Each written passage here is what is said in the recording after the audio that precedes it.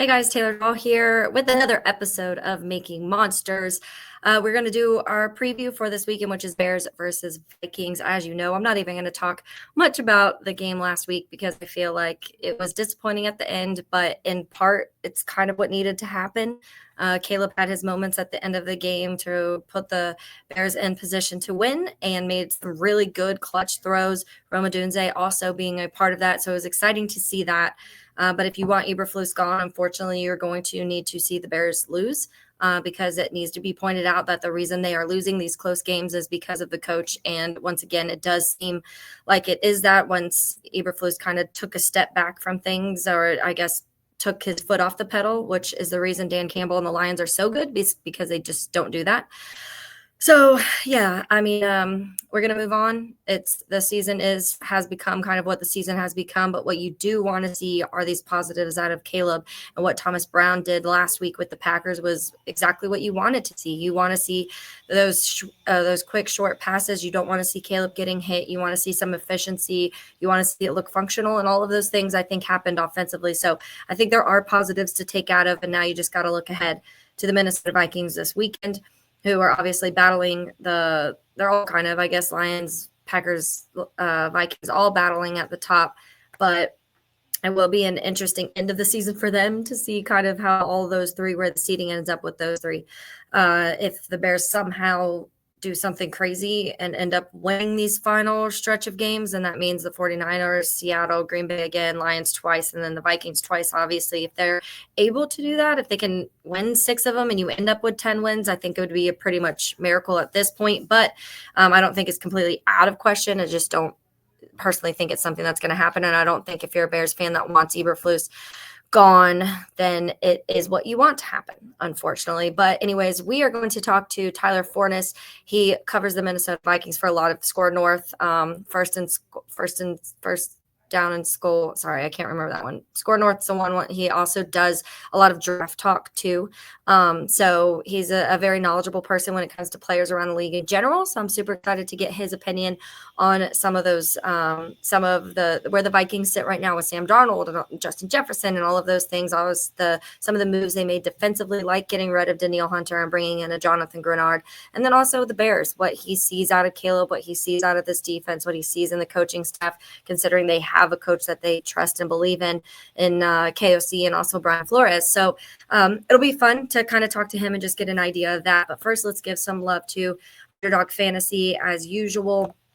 Underdog is the place to play if you are a sports fan looking to win money while watching sports. With over 5 million happy players and over $2 billion won, Underdog makes it fun and easy to cash in on all your favorite athletes' performances. Compete against other players just by selecting higher or lower on 2 or more player stats, and you could win up to 1,000 times your money. So turn every touchdown into a win with Underdog.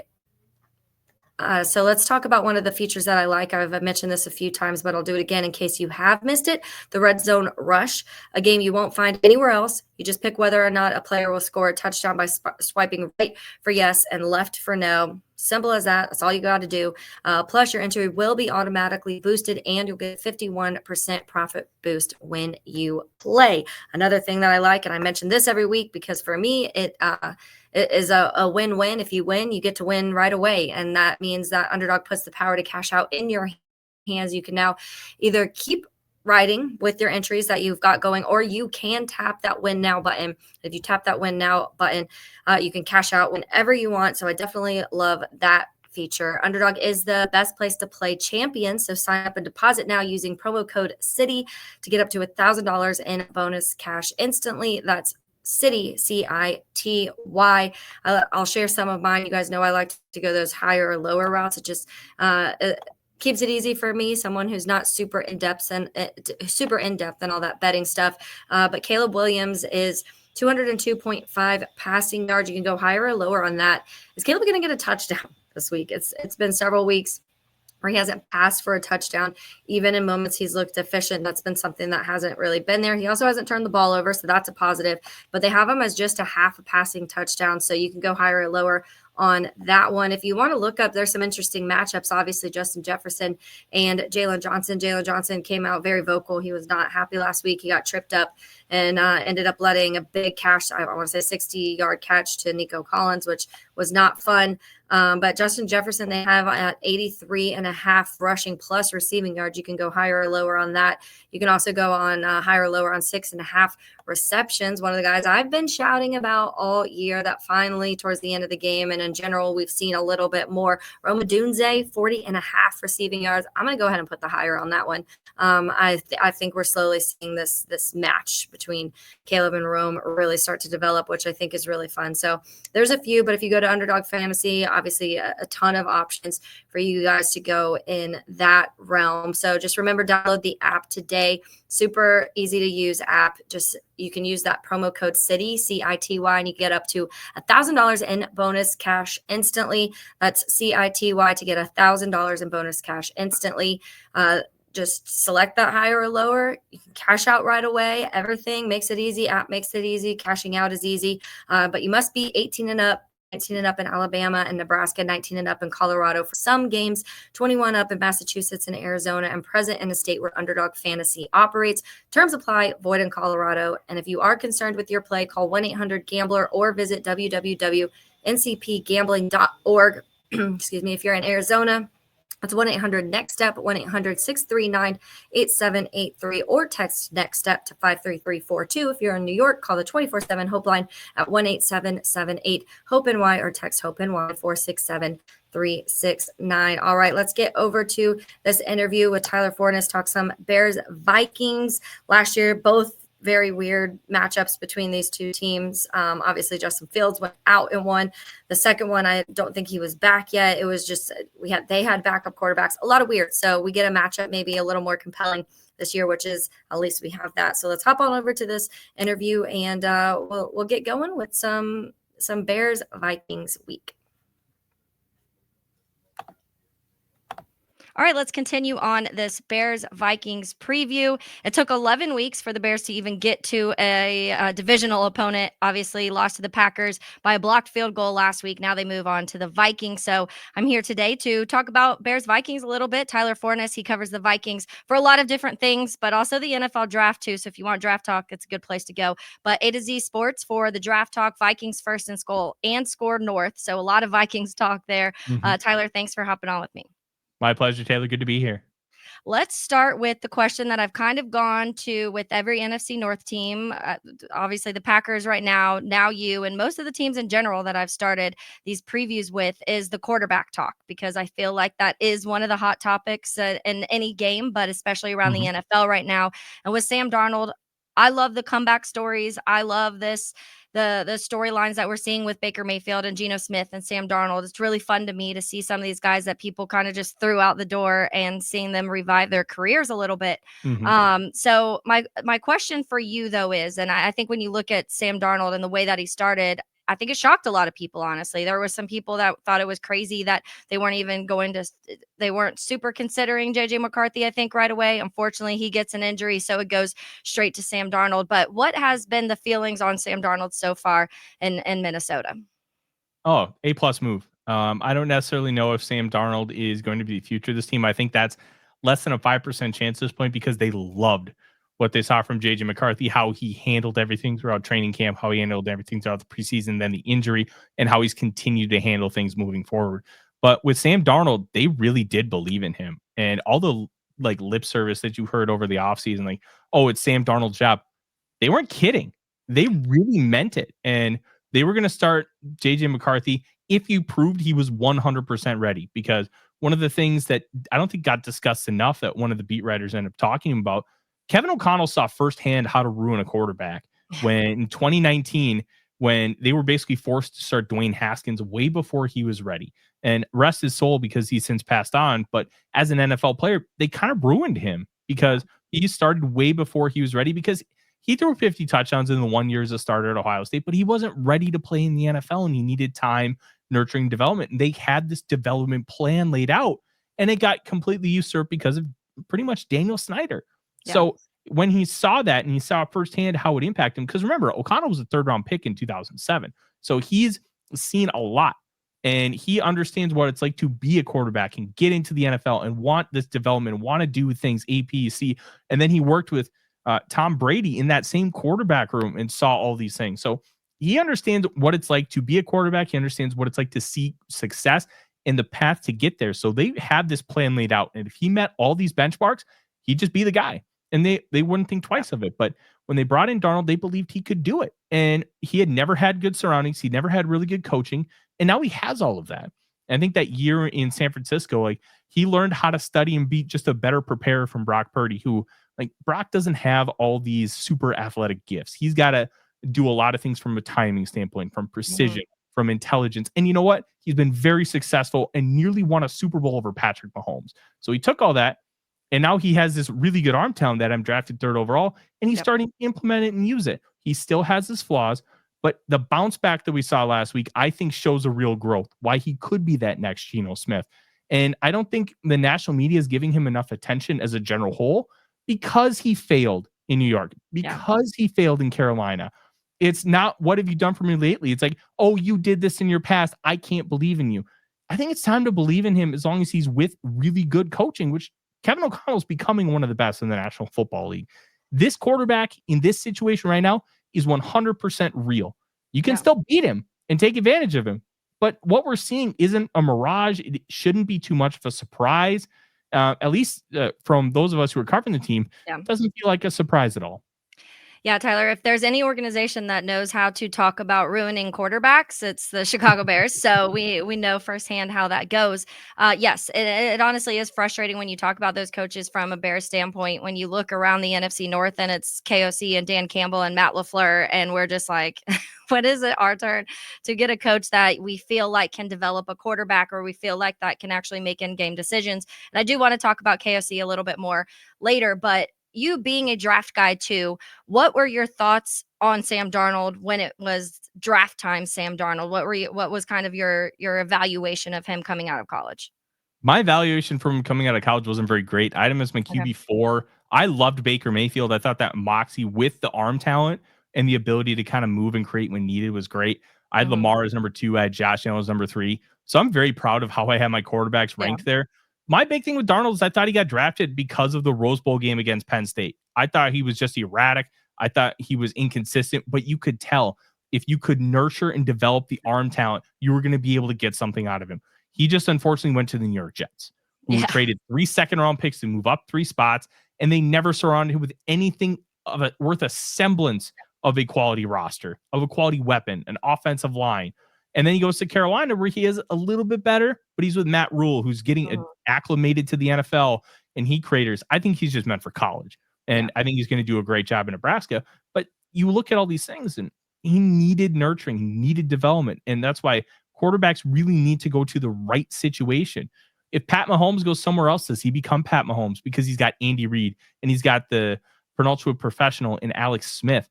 Probably not. He probably still becomes really good, but he doesn't become the guy he is right now. Like Josh Allen got all the patience in the world in Buffalo. Now he's one of the greatest quarterbacks in this game today. Yeah. It matters so much situation. He never had that, and now he has it, and look what we get to see. Yeah. I've had that conversation a lot actually with people when it comes to, because Bears fans will be like, I can't believe we missed out on Patrick Mahomes. And I always say, I don't think that we'd see this Patrick Mahomes we're seeing now if he had come to Chicago, especially at that time. I mean, it would have been a new coach anyways in a year, because that was just kind of where they were headed. But then also when you look at that year, I mean, it was like Kendall Wright and Josh Bellamy that he was throwing the ball for. I think the running back that year was Jeremy Langford. It was like just not a team built for a rookie to come in and succeed in any form. But also Patrick Mahomes had the luxury of being able to sit for a little bit and learn and develop and really figure out the NFL before getting thrown in. And I know a lot of people have that conversation now of, does it hurt these guys getting thrown in too soon? And I think sometimes it has. And we've seen that firsthand of certain guys just getting thrown out into the fire and it not being able to work for them.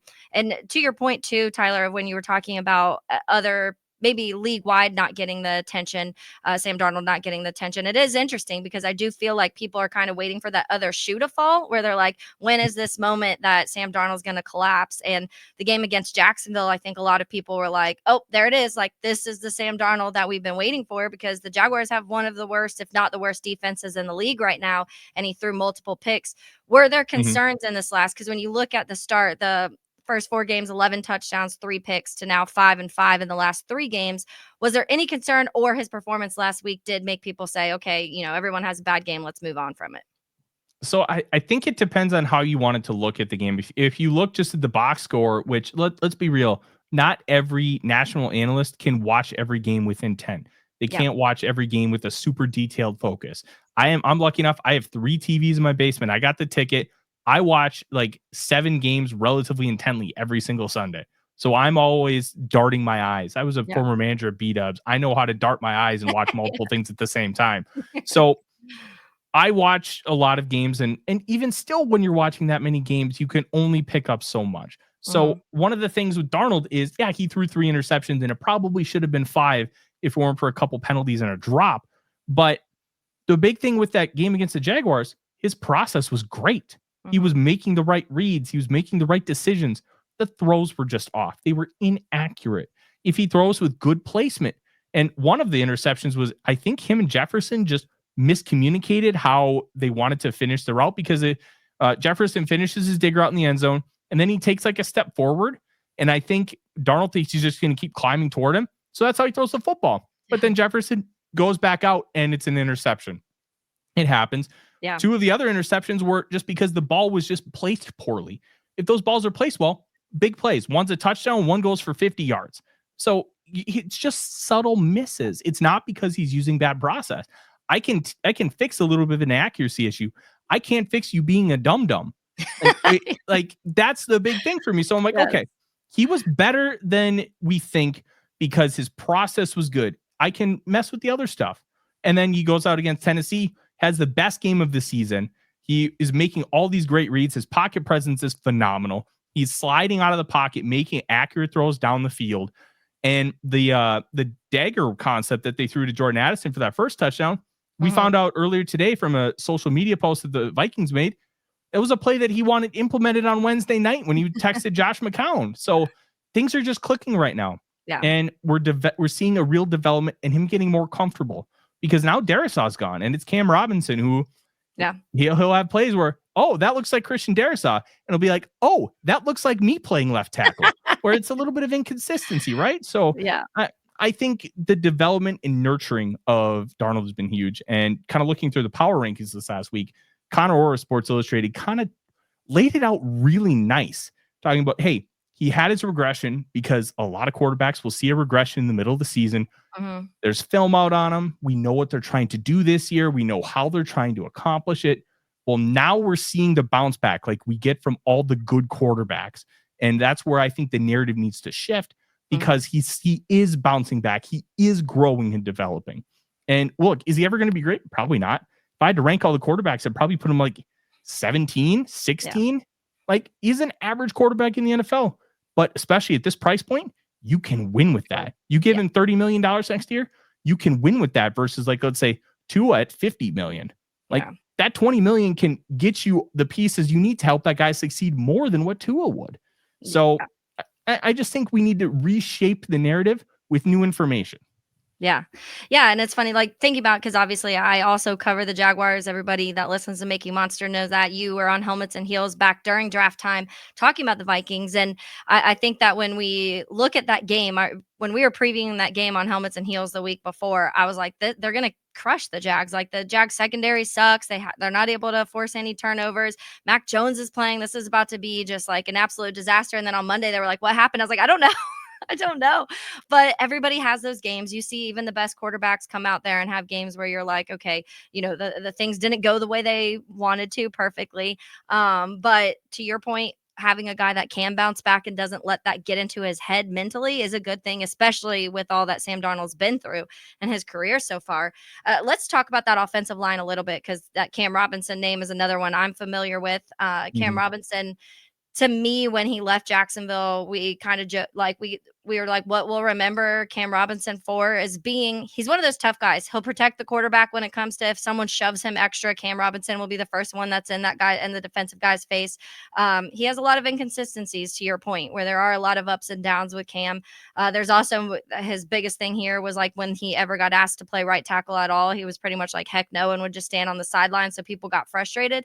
But Darrisaw was a big loss. And I think that when you lose somebody like that, immediately people were looking at saying, hey, this offensive line, them losing this offensive lineman is bigger than some teams losing a wide receiver. That's just how important he was to that offensive line. So what have you noticed so far with Cam? I know we talked a little bit about Cam, but with the line as a whole, as Darrisaw's been out. Surprisingly, haven't really noticed a whole lot of difference. And I think Chris Cooper, the offensive line coach, deserves a ton of credit for that. Look, Robinson's come in and they've given him some extra help with Josh Oliver, who is, you probably remember from his time in Jacksonville. Also Jacksonville. He's developed into one of the best blocking tight ends in football, which when he was drafted, sheer receiver. Baltimore completely flipped the script there. And they've used him a lot in a lot of these 12 personnel sets, not just in a blocking sense, but they're also using him to attack down the field.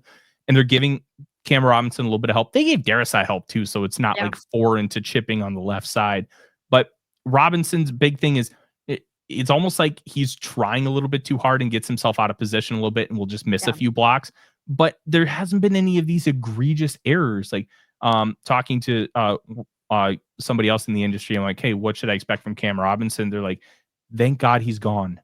Like they were just ready for him to be done. And you know what? I can understand that because somebody who's inconsistent can be frustrating. And you just say, good riddance. I just want to try something new. Understandable. But coming in here, he's been a stalwart. He's been very capable. And when you lose a guy like Darrisaw to bring in a guy the caliber of Cam Robinson for the price that they got him at, like I've argued that Kwesi Ovamensa should be GM of the year because of how he's navigated so much this year and how he rebuilt that defense with a limited amount of cap space. And like, is Robinson elite? No. Is he probably going to get $20 million a year from somebody next year? Yeah. But like, you don't make guys who are 6'6", 350 who have 36-inch arms. They don't grow on trees. I'm 6'6", like 330. I think I have 34-inch arms. I'd struggle blocking you, Taylor. Like I'm just not an athlete. Like it's hard to find people that big who are that good at something. And you know what? If there are flaws, you work with them. But it's just been working in Minnesota. And for all the offensive line issues they've had for so long, they have one of the better overall units right now. And it's just a breath of fresh air. Definitely. It's definitely something that I think a lot of teams can be jealous of. Offensive line play around the league, honestly, has struggled this year.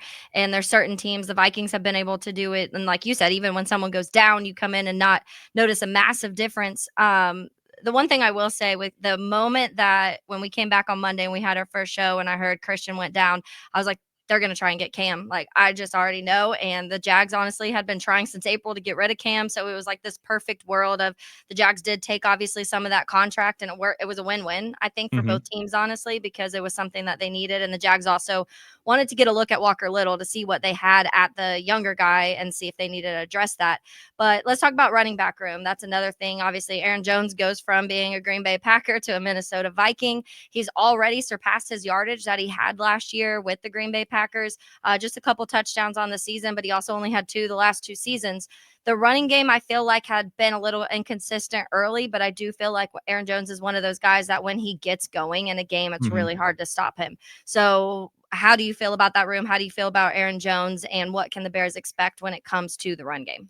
I think you can expect a heavy dose of the run game. Kind of looking at the Bears defense, they're great in not allowing big plays through the air. Second in EPA per play allowed, but 11th in success rate, which tells you they're not allowing the explosives, but they're allowing you to methodically go down the field. And I think the Vikings they always try to generate explosives. That's their game. It can be a lot harder when you have a guy like Jalen Johnson on the outside. Like, I don't think Johnson can man up against Justin Jefferson because I really don't think anyone can. But he's going to be somebody that's not going to require a ton of help like a lot of other cornerbacks would. And they could also go with the theory, well, hey, let's just double him with our second corner and a safety and have Jalen Johnson and Jordan Addison, which Addison won a couple of those matchups in 2023. So that'll be a really fun battle. But the run defense is the one real weakness in Chicago. And like 27th in success rate, 31st in EPA per rush.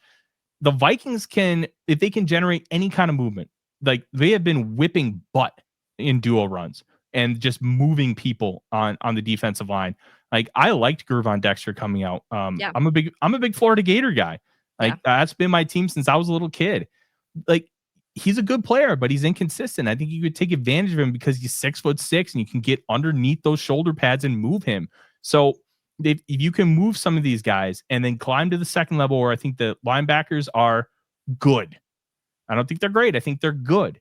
And you can get bodies on them. I think you can get Jones on some 10, 15-yard runs. I don't think you're breaking those 40-yarders. But if you can keep moving the chains, 5, 6, 7-yard runs relatively consistently, I think this Vikings offense will start to open things up in the passing game. You get some, like, not necessarily trick plays, but some play action looks. That's where they had that dagger concept to talk about earlier. They're running a lot of play action lately. And you use that. Like, I think there is a path to victory in that way. And if the Bears can stop the run, I'm worried about the Vikings offense. I've been saying for weeks in a row now, like every team I've talked to, I'm like, if you want to win, run the ball, because they just can't really stop. And I don't blame it all on, I think that Javon Dexter honestly I love Dexter. I think he's really impressed me. I think the biggest problem that we've had recently is Andrew Billings. Andrew Billings got hurt and he hasn't been playing, and he was honestly very underrated when it comes to what he does against the run stop and how he kind of helped Dexter too in certain areas. I'm fascinated to see what they do, because last week I honestly thought Josh Jacobs was just going to gut us, and he really wasn't able to. So I don't quite know what exactly they changed. I did see a lot more Jack Sanborn out there, and so I don't know if that factored in on certain run situations. If Sanborn's better against the run than maybe Tremaine or whatever that may be. I know Tremaine's really good when he drops back in coverage, but obviously these guys are good at different things. I want to see DeMarcus Walker on the inside. I keep asking for that. When DeMarcus Walker was in Tennessee, he had his most sacks from the middle, from the interior, and we play him a lot on the edge. And so I do feel like maybe switching things around, you've got to find something out. But yeah, to your point, like the teams that have found ways to run on us have won, and that's just been kind of the story of the year. And so this is one of the things, especially with someone like Aaron Jones. He's killed us before. I want to say week 18 last year with Green Bay, he had, I want to say it was almost 200 yards or something. It was just, it felt like Aaron Jones, nobody could stop him.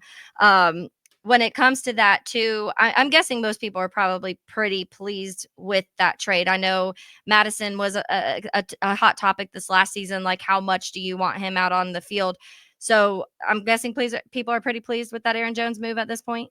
Oh, yeah. Well, the biggest thing with the Aaron Jones move is Kevin O'Connell finally has a running back he feels like he can trust. Yeah. He does trust Cam Akers, but he's still kind of working his way back from an athleticism standpoint from his second torn Achilles. Like, one torn Achilles can disrupt and end a career.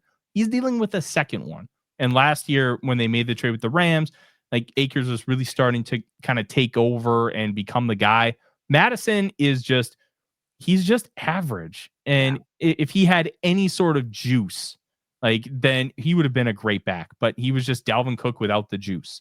And when you don't have the juice to be able to do all the things that Dalvin Cook did, it just doesn't work. And that's kind of what manifested last year. And Kevin O'Connell completely would stray from the running game for like quarters at a time. But now with Aaron Jones, he feels like he can trust the running game, because you can trust Aaron Jones because he's proven that he can be the guy. He can be a great running back. He can get you these chunks of yards at a time. And that's really manifested itself. He's only got one game of 100 plus yards, but he's got 3 others of 90 plus. And they've done a really good job of kind of not forcing it to him, not giving him 30 carries. Like, I think he's only surpassed 20 carries one time this year. They've done a really good job of easing the load, but also staying impactful and effective. And I think that's been a really key factor in the Vikings' success this year, because like in some of these games, they haven't really had to pass the ball late because they've been up so much. And having a guy like Jones who can help you sustain drives has been really, really important. Yeah, and I think that it's an important factor on a team having number one, a running back that you do trust in those situations. But I also think having a coach like Kevin O'Connell, who doesn't abandon the run if it doesn't work for a couple of plays, he still is confident that Aaron Jones will find that space at some point and be able to get the yardage that he needs. TJ Hawkinson, they're kind of easing him back into the offense after being injured early on. What is that looking like so far? I feel like each week since he's been back, we've seen a little bit more of Hawkinson. It's been interesting. They've really been easing him in. It doesn't seem like they have to from an outside perspective, but I will say that this Vikings training staff, since they got revamped when Kevin O'Connell came in, they've been extra conservative with major injuries. Otherwise, Hawkinson, like if you talk to Hawkinson, he probably could have went week 3. But he tore his ACL Christmas Eve. They had to wait an entire month to do the surgery because he had damage to the MCL and they wanted the swelling to go down. They are just hyper conservative. And I think there's a real benefit to that. And with Hawkinson, they haven't had the need to play him a ton of snaps. He hasn't surpassed 50% of snaps in any of the 3 games he's played so far, but you've had a lot of success so far from Josh Oliver. They love Johnny Munt. Kevin O'Connell's called him the best third tight end in the National Football League. You can manifest some of these things with these guys. Plus, they use a lot of 11 personnel. So you can kind of rotate these guys in, get Hawkinson in third down where he can just run wide choice and just dominate over the middle of the field and get these 3rd and 8s consistently, because that's been the bread and butter for this Vikings offense since the Hawkinson trade. And I think they're preparing right now for the playoff run, because at this point, there's going to be a playoff run. How long is that run going to be? That's up to them. And I think with Hawkinson with pretty fresh legs and not having played a ton of snaps, but still getting in the game flow and still getting a lot of opportunities, because he had 9 targets, I think it was, against the Jaguars, including 4 consecutive third down catches on one drive, which was just wild to see.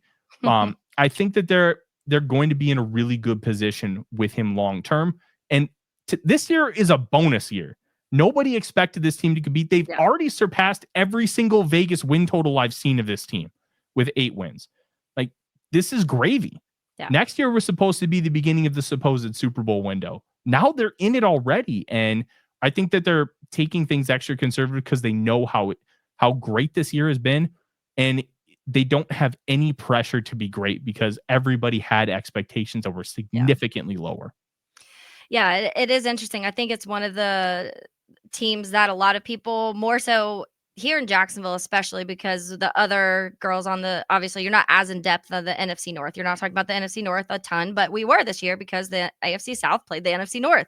And so everybody more so was like question mark on the Vikings. Like, we truly don't know. Like, you have Justin Jefferson, obviously, who is one of the best wide receivers, if not the best wide receiver in the league, in my opinion. And I think, and then you have a guy like Jordan Addison, who's been able to prove just being that other guy too. And then people know when TJ Hawkinson's on the field and what Aaron Jones can do. I think a lot of people are big fans of KOC. So I think it all came down to the quarterback, like, how efficient can Sam Darnold be? And honestly, it was more so like, if Sam Darnold just doesn't make a lot of mistakes and he can just manage this game, the Vikings can be decent. And then some other people are like, no way, he sucks. There's no way they can be anything. So it is interesting to see this team that actually is good and competitive and beating people by a ton. Like, you guys are scoring a ton of points this year. When it comes to Justin Jefferson and Jordan Addison, is there, and then behind that, I guess, is Jalen Naylor the 3 technically for you guys right now? Okay.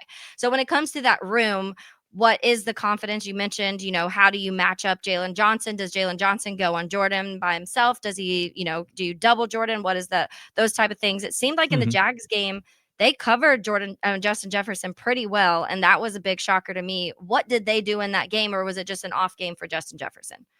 I'm going to give the Jags defense a lot of credit, because while they may not be very good, it's not like they don't have good football players. And every so often, even a bad team with good football players will show up. And that's exactly what happened against the Jags. They have Tyson Campbell, and Ryan Nielsen's defense is kind of that 4-2-5, and they love to play cover two man. They want to get in your face. They want to punch you in the mouth. And that is the way to beat that's the way to beat Justin Jefferson. You get in his face, you punch him in the mouth, you knock him off his spot, and you provide help over the top so Tyson Campbell can just be all over him. And that caused an interception. It caused some frustration. And then you have to rely on your other targets. And sometimes you can kind of get in this mindset where, oh, is Justin Jefferson. Like, I grew up watching Randy Moss. Randy Moss throws up that hand, you whip in the football and you don't think twice. Jefferson has that kind of ability. He is a one of one. He is just special beyond measure. And like, when Kevin O'Connell talks about him, it's like a father or mother like glowingly bragging about their child at the latest PTA meeting. There's a glow in his eye, and inflection in his voice is just different.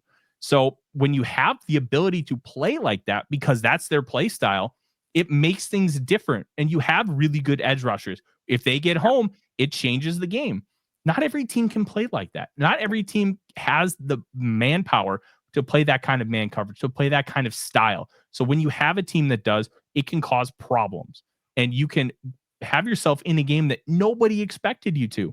Can the Bears do that same thing? Matt Eberflus does love to run a lot of cover too.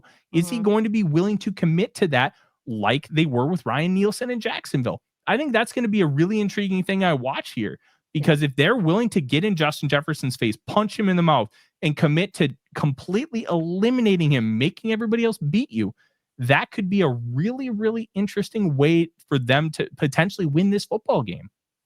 It is interesting that the Jags have all year ran a ton of man coverage, and the Bears have kind of sprinkled it. Like, it's been a little bit of everything when it comes to what Eberflus does. So it will be, let's see if Eberflus can be a good coach this week and actually do what maybe shakes up the Vikings a little bit. Let's talk about the defensive front with the Vikings, because I think another big talking point this offseason was the departure of Danielle Hunter. Jonathan Grenard came in. I personally was a big Jonathan Grenard fan. I always said, I think if Grenard's healthy and on the field, then he is just as impactful as some of these better defensive ends in the league. And you've seen that pretty early. But the addition of Van Ginkel and with Pat Jones, those guys just feel like they get sack after sack after sack every single game. And the interesting thing to me, Tyler, is they blitz super heavy last year, still blitz a decent amount this year. It doesn't seem like the blitz has worked as well as it did last year, but they're still getting to the quarterback. What are those guys doing? What's this defense doing with Brian Flores that's just working so well? Brian Flores. I know. I love it. He is a cross between Harry Houdini and the witches from Hocus Pocus. It's what he's been able to do with these guys has been phenomenal. And this is another one of those elements where I want to give Kwesi Deflements a lot of credit. I don't think anybody's going to sit here and tell you Jonathan Grenard is a better player than Danielle Hunter. He's not. What he is a 10 times better fit for what Brian Flores wants to do with this defense than Danielle Hunter. Hunter does not have a quick get off on the ball. He's really methodical with how he rushes, kind of gets off slow, sets you up, and then beats you. And you can still get to the quarterback pretty quick. But that works really well with the 4-3. And that's what he was drafted into with Mike Zimmer. And that's why he was so good so early, because they had Andre Patterson's defensive line coach, who's now working with Dexter Lawrence. And there should be no surprise why Lawrence is as good as he is, because Andre Patterson's incredible. But having that style of defense really, really suits him. It did not suit him to go to the 3-4 and to be in a very quick penetrating kind of system. They made it work, but it was just time for both sides to move on. It just was what it was. Grenard's got one of the quickest jumps off the ball in the National Football League. Plus, he's got 35.5-inch arms, and he's just been wreaking havoc. Andrew Van Ginkel was a middle linebacker at Wisconsin and South Dakota. Now he's an edge rusher, and they've been deploying him everywhere. He's the reason why Dallas Turner's not playing, because Turner plays Van Ginkel's role. They expected Turner to be able to kind of take about 50% of the snaps by the end of the year. Van Ginkel's been playing at such an absurd level. The field. You don't want to take him off. And Pat Jones has 7 sacks on just 18 pressures because he's doing the dirty work. He's the crasher on stunts. He's taking on 2 blockers to spring Grenard, to spring Van Ginkel. And Jihad Ward, who everybody wrote off because he was like a vet minimum signing, has been fantastic. And they run that NASCAR package with the 4 edge rushers. Ward is playing one technique at 280 pounds, and he's doing a great job. They have found the right players, not the best players. You could argue there's not one single superstar in this defense anymore. It doesn't matter, because they have the right guys in the right spots doing the right jobs, and they're all phenomenal communicators amongst each other. And they can run this complex stuff because they are all great at seeing things. They're all great at talking to each other and figuring out how to best implement it. And in the meeting rooms, the players have just as many ideas as Flores does. Flores has talked about how they give me so much. This is our defense. This is not me. Because he took this defense from Pat Narduzzi and Pitt. Pat Narduzzi, in college, you can run these zero blitzes and play zone behind it because it's college. The NFL, that's psychotic behavior. Nobody had ever done that before, and that's why it was so successful last year. And he got that because Pitt and Pittsburgh, when he was linebackers coach with the Steelers, they share facilities. They share a building, a stadium. Yeah. So you're able to have some conversations there. And they've evolved this into this really interesting thing. They're blitzing a lot less because they can generate pressure with 3 and 4 guys now. Last year, they couldn't do that. So now when they're blitzing, they're being a lot smarter about it. And they can be a lot more meticulous and a lot more creative, a lot more intentional. And I think those elements, along with just getting the right players in the building, has been so impactful. And then this next offseason, if they get a penetrating pass rusher on the interior, this could be a next level, historic kind of defense, because they're playing with the shell of Stephon Gilmore, the shell of Shaq Griffin. They're playing with Jerry Tillery as one of their starting defensive linemen. They're playing with guys who probably aren't even starters or should be playing significant snaps, and they're making it work, and they're the best defense in football. Imagine when they get the more good personnel in the building. They have $75 million in cap space next year. I can't wait to see what they do with it. Brian Flores, just pay him $10 million a year and keep him. I love him. We all love him here. Oh yeah. It is a testament to just when you said the finding a fit and how important that is. And it's something that I think is why the Lions are where the Lions are too, because the Lions have done things in the draft where people are like, what the hell are they doing? And then it ends up where, like, when it comes to Penei Sewell, when it comes to Sam Laporta, when it came to Jahmyr Gibbs, when it came to Jack Campbell, all of these guys, people criticize the Lions for drafting, and all of them have worked. Every single one of those guys have worked and worked at a really high level. And were they these people that maybe everyone was saying they're the best players in the NFL? No, they're just such a good fit with what the Lions do. And I think that just is such a testament to being able to draft well. But in addition to that, having the coaches that can develop those players, because I think that's where this kind of stop has came in Chicago. I love a lot of the players, honestly, that Ryan Poles has drafted. The problem is, I feel like we haven't had the coaching to develop them properly. And so some of them, maybe you haven't seen everything that you want to see out of them, but hopefully that changes soon with new coaching. We will see. Let's switch over before I let you go, get your opinion on some of the Bears side of things. We've talked a lot about Jalen Johnson and the secondary in general. I'm honestly interested to see if this week we see a lot less of Tyreek Stevenson and a lot more of Terrell Smith. Terrell Smith's been playing light years better than Tyreek Stevenson. Go Gophers. So, yes. And so I'm excited for that, hopefully, because I feel like that has been a little bit of a weak spot when it comes across from Jalen. But let's talk about offensively. Caleb Williams, it's been a little bit of a roller coaster this year. I think some people were like, no way, you surrounded him with every weapon he could need. How is he struggling? To me, obviously, Shane Waldron was a big sore spot. And you could tell even just from last week to the previous week of how they fixed everything. They went a lot more no huddle, a lot more play action, a lot more let Caleb get the ball out quick rather than having to let these plays develop and him try to go through 4 or 5 progressions. But what have you seen from Caleb so far this year? And I know in your 7 games you're watching intently. So one of the tough things about Caleb Williams is the way I describe Caleb Williams' play style at USC is he wanted every play to get on ESPN SportsCenter's top 10. And he was way less willing to just, hey, here's 10 yards. Let's just move on. Yeah. He was way less willing to do that. And you saw a lot of that from Patrick Mahomes. Those two are going to be compared forever because of their just raw abilities. It's very similar. Like Caleb Williams can make all these off-platform throws and just make these bonkers plays. But sometimes it's not the bonker stuff that wins you football games. It's being willing to take that 10-yard pass because it's easy and free and you don't have to worry about it. It took Mahomes a little bit to get there. Now, that Chiefs offense, I would argue, is not very good, but it doesn't matter. They're 9-1 and they're winning football games. And I think the big thing for Caleb Williams, I want to see more of that. I want to see less of him trying to scramble around because guess what? That we saw in that Titans game week 1, that doesn't work the way you thought it would.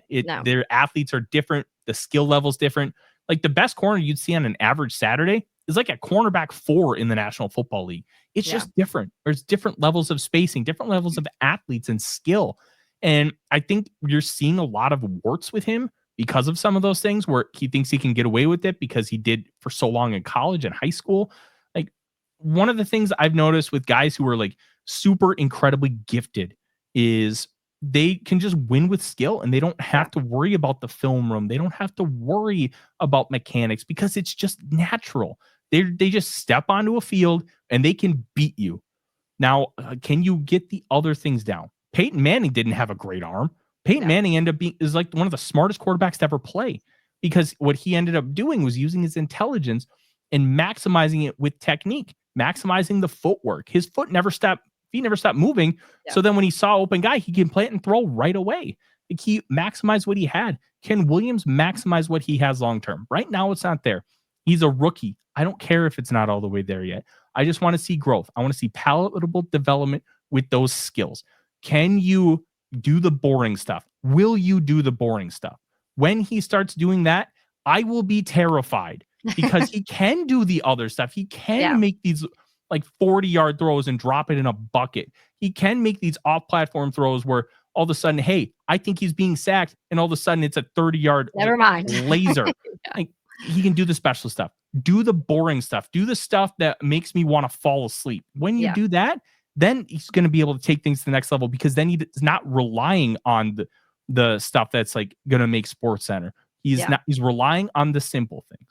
And when he can do that, that's when it's going to be like, the Bears got him. He's here. This is great. But he's not there yet. He shouldn't be there yet. He's a rookie. And he played with Lincoln Riley, who is a terrible development guy.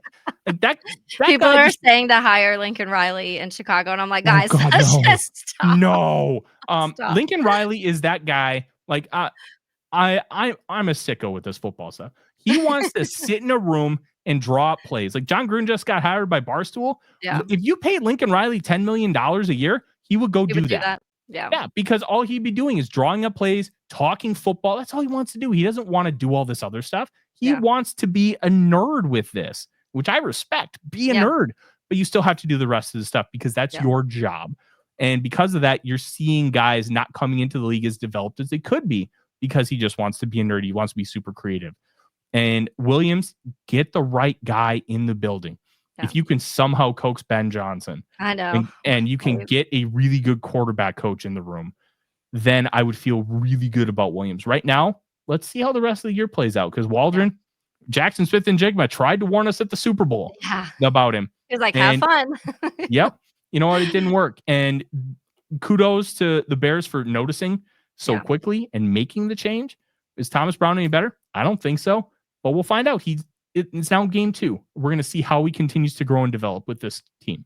Yeah, it was definitely the best defense the Bears have played when facing the Packers. And it was arguably, box score is not going to tell you, but the best consistent moments we saw from Caleb, especially at the end, that final drive where he came back and put him in field goal range. It was just one of those moments, to your point, where he gets sacked twice right away, ends up in a 3rd and 19, doesn't flinch, gets on, ends up getting, I think it goes to like a 3rd and 16. I mean, 4 and 3 it ends up going to, and then they convert the 4 and 3. And it's funny because I saw someone on Twitter post his, like, the little chart where they're like, here's his passing chart. And someone was like, oh, like kind of mocking it. And I was like, this is exactly what we want to see out of Caleb, because the passing chart literally was like all completions within 20 yards, 10, 20 yards, midfield. And I was like, that's what we want to see. We know Caleb can do all these incredible things. Let him develop these short, quick, easy passes, middle of the field stuff. You have Cole Kmet for that. You have Keenan Allen right now for that. So why aren't we using that? And so I think, to your point, I agree a lot. And it's just like, be a little patient. Let's not totally freak out. And yeah, I think the right choice either way, to your point, if Thomas Brown isn't light years better, clearly Shane Waldron, there was a massive disconnect between him and the entire offense. So it just was not working. Let's talk about that a little bit. Rome Odunze, Keenan Allen, DJ Moore, Cole Kmet. How do you feel about those weapons? It's interesting because every week we feel like we've seen someone else kind of be the guy for Caleb, which is fun. But at the same time, I would like to see him start to really develop like his guy. I think we are trending towards Rome Odunze being that. So we will see. But what are your thoughts on that wide receiver room? God, Fedor Odunze. That dude is special. He is so good. The one thing that I really wish that the Bears had is, I'm going to be honest, I'm not a DJ Moore fan. I've always thought he was a little bit overrated for kind of where he's believed to be on the pecking order of like receivers in the NFL. He's fine. But I think with this team, you need that quick, like intermediate separator. Yeah. And I don't think Moore is quite that guy. Like, as how my brain is picturing it, like a twitchy Julian Edelman, like what Keenan Allen was 10 years ago. That's what this team really needs. Yeah. And if you can get that for Caleb, I think that's going to help get him a little bit more comfortable with some of those things, because Rome Odunze, that's an X. You have that guy go deep. You have that guy run hitches. You have that guy run digs, and you just pepper and pepper and pepper, and he's going to be great for a long time because he's got the athleticism, he's got the size, he's got the nuance, he's got everything to be a great receiver. But who's the guy catching all these balls underneath? Kmet is an above average tight end, but there's nothing really exemplary when you're talking about an athletic perspective from Kmet. Who's getting those underneath balls? Like Keenan Allen, for lack of a better term, looks kind of washed. Like, I mean, he's getting older. He's dealt a ton of injuries in his career. Like, if you had him younger, that's a great player to have. Yeah. But I just think he's Can at I the end of the mention road. something real quick with that? Yeah. And this was a stat that's happened this year that honestly infuriated me even more so with Shane Waldron. His average depth of target with Shane Waldron was like 11.4 yards, which was the biggest depth of target he's had his entire career. And I think before that it was like 8 something. And I was Jeez. like, why? Why? Like, why would you take somebody who his whole career has been this one type of receiver and you all of a sudden try and make him this guy that has to get downfield? I just don't understand it. So that is one thing I do think we may see a little more Keenan with Thomas Brown, because I think him being a former tight end guy and just kind of knowing that area of the field so well, it may Mhm. open up a little bit. But he is, Yeah. I mean, he's in year 12. We're not going to see 10-year ago Keenan Allen. It's just not going to happen. No. And if you had that guy, oh boy, Yeah. we'd Like, be who is cooking with that gas. guy? Who is that guy that comparably in the NFL right now? Probably Jackson Smith and Jigma. Ironically Okay. enough, I really like what he's able to do. CeeDee Lamb is like the really expensive version of that because they use him so much in the slot and they just use him as the Yeah. guy to get uber open all the time. But the Cowboys also don't have really anything else Yeah. at receiver, so they kind of have to do some of that stuff. But find that guy. Find Yeah. a guy who can you can trust to get open in the short spaces of the field, Is and it then Christian Kirk, that type of guy? yeah, I Okay. think if you can get Kirk this offseason, I think get a reasonable contract. I think that'd be a really, really good ad. Just somebody who can win short, win quick, Yeah. and get Caleb going with quick game, get him comfortable with quick game, get him comfortable throwing to those short areas of the field. Because you know what? Romo Dunze running a 5-yard hitch, that's boring. I know. Like he's not going to want to throw that. I mean, he can, don't get me wrong, but Yeah. like who's going to run the whip routes, return routes? Like those are the guys that I want to see, because you want DJ Moore going down the field. You want Romo Dunze going down the field. Yeah. Who's going to be the slot guy? Find that slot guy, and I think you can really start cooking. And that's another thing I saw too. It was like Keenan Allen had like the highest completion percentage when it came with crossers, and has the lowest crosser percentage that like Shane Waldron was drawing the lowest crosser percentage when it came to Keenan Allen. I was like, so everything that Keenan did good, Shane took away, which made no sense. He also only threw the ball Cole had 2 targets in 3 games. I was like, none of this is working. Let's just start over. To your point, I don't think that's fixing everything, but I do think maybe this will help Caleb develop better, because to your point, it's focusing on some of the things that we already know he can do, the incredible things. Now let's get down this a little bit easier stuff. I say easier, but it's not always easier. But those midfield easy 10-15 yard stuff, because I feel like even with Justin Fields, that was one of the biggest problems. His biggest incompletion rate was middle of the field and that short yardage, because it was always all or nothing, and you've got to get those guys that can get those 8 yards when you need the 8 yards. I kept you way over time of what I said, so thank you for hopping on with me. I really do appreciate it. I know this weekend there are a lot of matchups that I think will be fun for both teams this weekend. The Bears are kind of in the realm of like, let's be competitive and develop Caleb and hopefully not get him killed, but also we need Flus fired. So I'm not sure anybody actually wants to win, which is like such a crappy place to be in. Yeah. But Tyler, again, I appreciate it so much. And I know you guys are having a fun season. So congrats. The NFC North, I feel like, is going to be tough for a while, honestly. So it should be fun, at least for that in that realm. Oh yeah, I appreciate you having me. The NFC North is going to be a war for a long time, Yeah. especially as long as Dan Campbell's sitting on the sword with the horse, the Braveheart sword. Like it's going to be a war, and you know what? It's a black and blue division for a reason. It's supposed to be like that. Yep, it is. All right, Tyler. Well, thank you so much. You have a good rest of your week. Thanks. You as well, Taylor. Thank you.